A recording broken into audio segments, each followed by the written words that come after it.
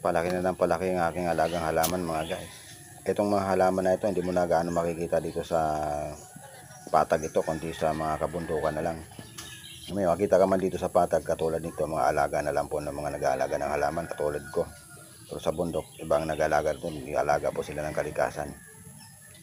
Meron nga pong akong kapitbahay na nagtatanong kung hindi ko ba daw bibinta ito at may halaga na raw po ito dahil malaki na. Sabi ko hindi ko naman ito ibibinta.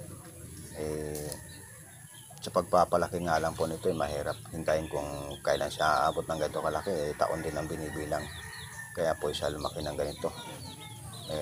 Napaganda po lagay niya rito, nilipat ko sa malaking timba para yun namang katawan niya, yung ugat niya at hindi na uubusan ng saka nilalagyan ko po ito ng pataba, yung mga durog na bulok na kahoy, yun ang nilalagay ko rito. So yun lang po mga guys.